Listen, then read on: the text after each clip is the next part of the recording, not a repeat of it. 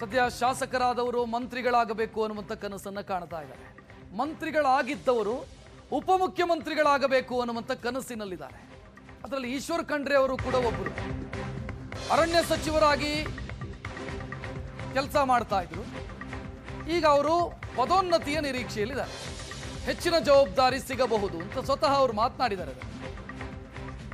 Promotion ಆಗತ್ತೆ ಅಂತ. ಮಂತ್ರಿಯಾಗಿದ್ದೇ DCM ಆಗಬಹುದು, ಮಂತ್ರಿಗಿಂತ ಹೆಚ್ಚಿನದ್ದು ಸಿಗಬಹುದು ಪಕ್ಷದಲ್ಲಿ, ಸರ್ಕಾರದಲ್ಲಿ. ಈಶ್ವರ್ ಖಂಡ್ರೆ ಮಾತನಾಡಿದ್ದಾರೆ ಅದರ ಬಗ್ಗೆ, ನೋಡೋಣ.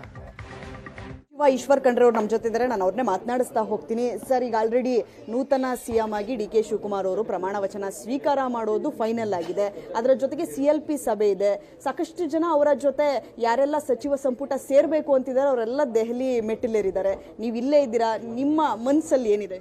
ನೋಡಿ, ಈಗಾಗಲೇ ನಾಳೆ ಇವತ್ತು ಶಾಸಕಾಂಗ ಪಕ್ಷದ ಸಭೆ ಕರೆಯಲಾಗಿದೆ. ಆ ಸಭೆಯಲ್ಲಿ ನಾವೆಲ್ಲ ಭಾಗವಹಿಸ್ತೇವೆ. ನನಗೆ ಎಲ್ಲರೂ ಶಾಸಕರೆಲ್ಲರೂ ಬೆಂಗಳೂರಿನಲ್ಲೇ ವಾಸ್ತವ್ಯ ಮಾಡಬೇಕು ಅನ್ನುವಂಥ ಒಂದು ಸೂಚನೆಯನ್ನು ಕೊಟ್ಟಿದ್ದರು. ಅದಕ್ಕಾಗಿ ನಾನು ಬೆಂಗಳೂರಿನಲ್ಲೇ ಇದ್ದೇನೆ ಮತ್ತು ಶಾಸಕಾಂಗದ ಸಭೆಯಲ್ಲಿ ಭಾಗವಹಿಸ್ತೇನೆ.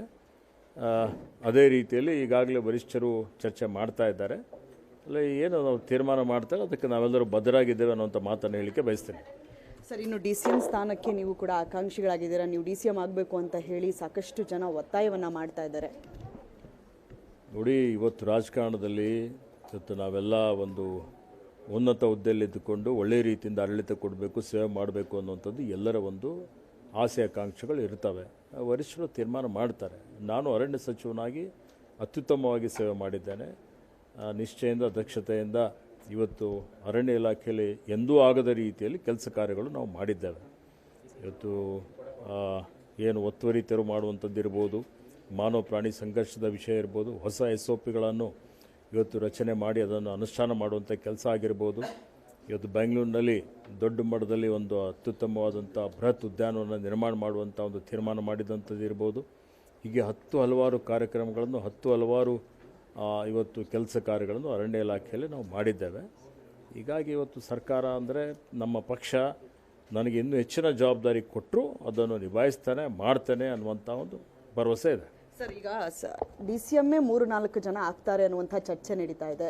ಲಿಂಗಾಯತರಲ್ಲಿ ನೀವು ಕೂಡ ಆಕಾಂಕ್ಷಿ ಇದ್ದೀರಾ, ಅದರ ಜೊತೆಗೆ MB ಪಾಟೀಲ್ ಅವರ ಹೆಸರು ಕೂಡ ಕೇಳಿ ಬರ್ತಾ ಇದೆ.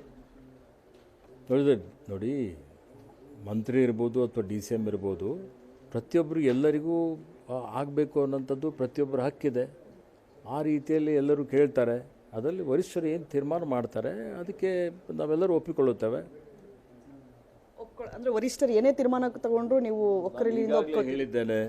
ಇವತ್ತು ಕಾಂಗ್ರೆಸ್ ವರಿಷ್ಠರು ಏನು ತೀರ್ಮಾನ ಮಾಡ್ತಾರೆ, ಸಚಿವ ಸಂಪುಟದ ರಚನೆ ಬಗ್ಗೆ ಇರ್ಬೋದು, ಯಾವ ಹುದ್ದೆ ಕೊಡಬೇಕು ಅನ್ನೋಂಥದ್ರ ಬಗ್ಗೆ ಇರ್ಬೋದು, ಅದಕ್ಕೆ ನಾವೆಲ್ಲರೂ ಕಟಿಬದ್ಧರಾಗಿದ್ದೇವೆ ಅನ್ನುವಂಥ ಮಾತನ್ನು ಹೇಳಲಿಕ್ಕೆ ಬಯಸ್ತೇನೆ. ಇವಿಷ್ಟು ಈಶ್ವರ್ ಖಂಡ್ರೆ ಅವರ ಮಾತುಗಳು. ಕ್ಯಾಮ್ರಾ ಪರ್ಸನ್ ನವೀನ್ ಜೊತೆ ವಿದ್ಯಾಶ್ರೀ ಏಷ್ಯನ್ ಸುವರ್ಣ ನ್ಯೂಸ್, ಬೆಂಗಳೂರು.